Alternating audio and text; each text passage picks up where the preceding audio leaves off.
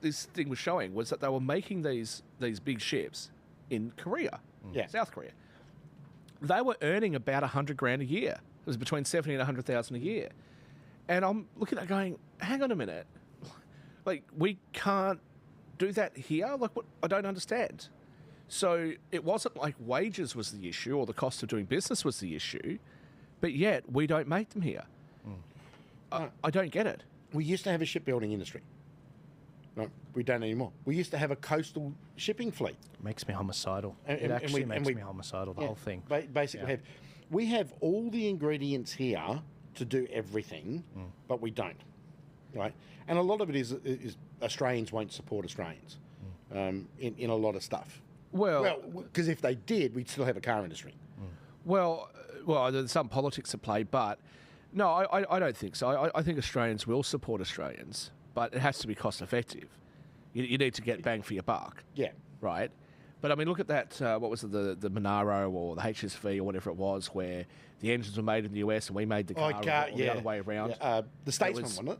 Because they sent them over there for police cars. Yeah, and it was like, I don't think it was a Statey, but it was something. But anyway, it was like 29,000 in the US and it was like 90,000 here or something.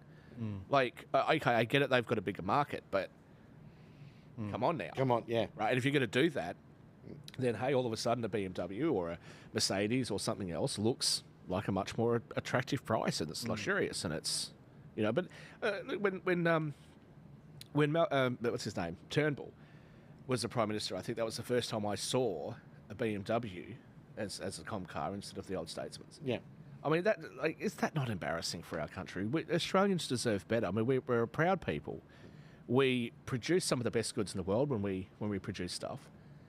I just think that we all deserve better, and I have to put the blame at government because they're the ones that want to lead. And if they can't lead, which they clearly can't, can you get out of the way and attract those people who have made something to come back to Australia and say, right, let's do this? But so on shipbuilding, right, we've got Austal ships over in Perth, right? Yeah, Austal. Yeah. And they build the patrol boats for the Pacific Islands and the patrol boats here.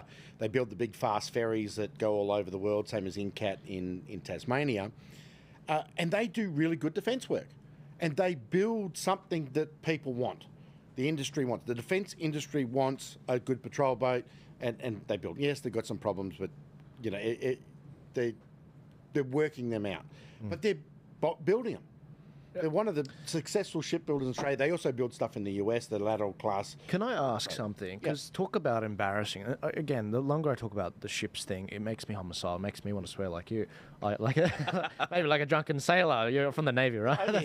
I'll teach you. Right. Please. I'm your humble student. So when it comes to when Trump had ScoMo at the White House, Austal, I think it was, had a ship there.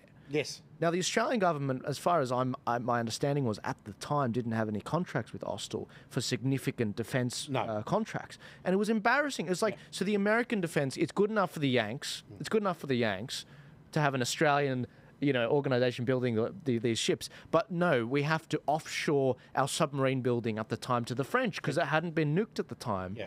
Nuked. But, and that...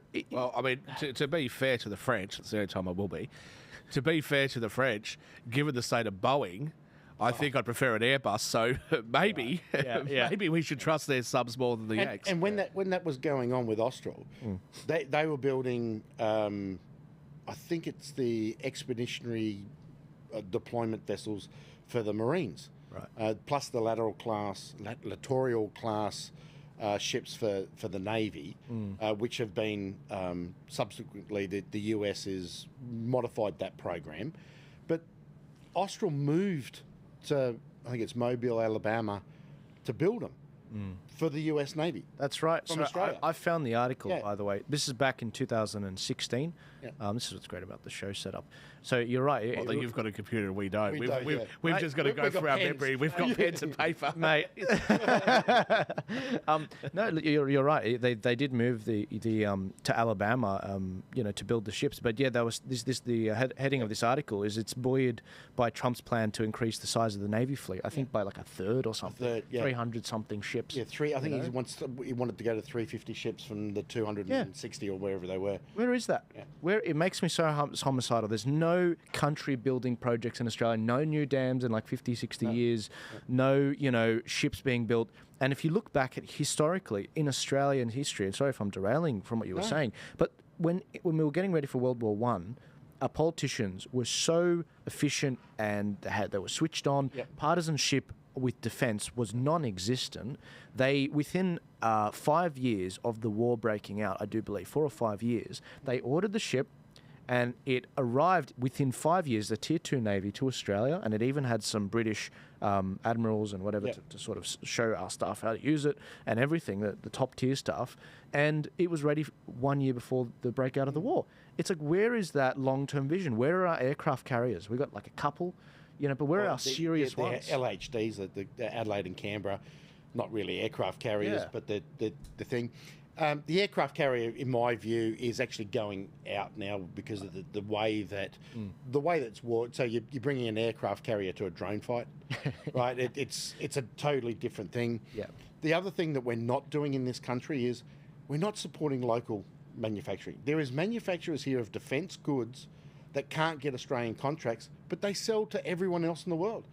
There's clothing manufacturers. There's drone technology guys, there's computer software guys, all here in Australia that can't get Australian gigs because it's got to go to one of the big four.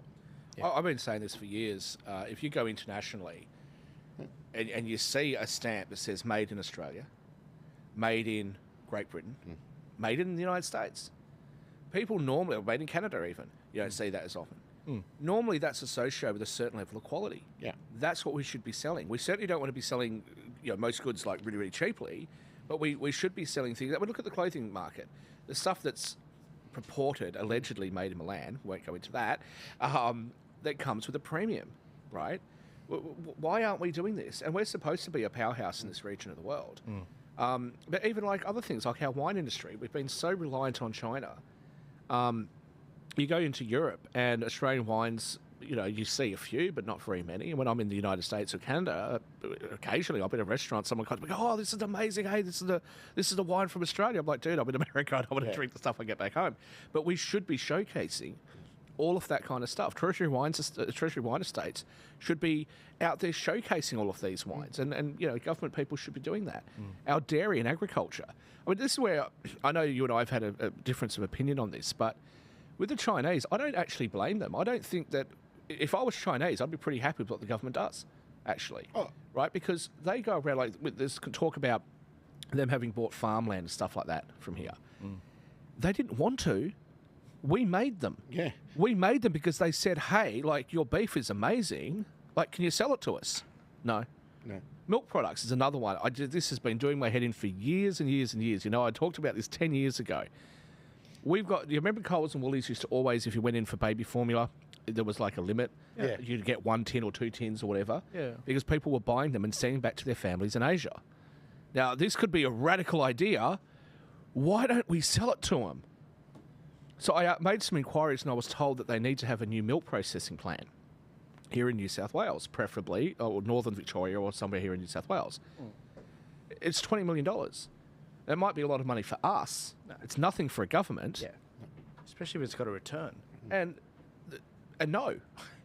So then recently when they had that milk crisis in the United States, they started getting stuff from here. But at the moment, what our milk industry has suffered, our dairy farmers have suffered, while Fonterra over in New Zealand is exporting their milk products. How does this make sense to anybody?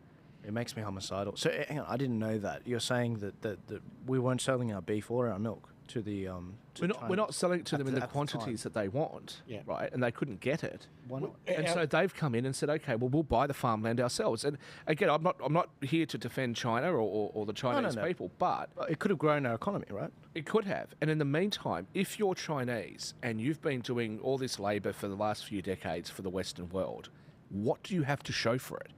You've got foreign money. You've got Australian dollars and American dollars and euros and pounds. And what are you going to do with that money if you can't buy anything from those countries? What do? Buy their debt, which inflates away anyway. What are you supposed to do? So, of course, they're going to go out and start trying to acquire assets in these other countries. Of course, they're going to do something like the Belt and Road Initiative. That makes perfect sense for them. what I would say, when I hear a lot of people criticise China for that, I'm like, no, don't criticise them. They're acting in their best interests. That's absolutely reasonable. The question is, why aren't we doing it? The Five Eyes nations of the world, which is the United States, Canada, Australia, New Zealand, and the United Kingdom, supposed to be this powerful group. And we're sitting there letting other countries increase their trade, increase their diplomatic relations, while we sit here and have our government worried that we have a citizenry that might say things they don't like. There's a problem with your theory there, is because we value 165 different genders over economic input. And while we're arguing about, shit that doesn't matter, China and Russia, India, they're just getting on making sure that their people have what they need. So they...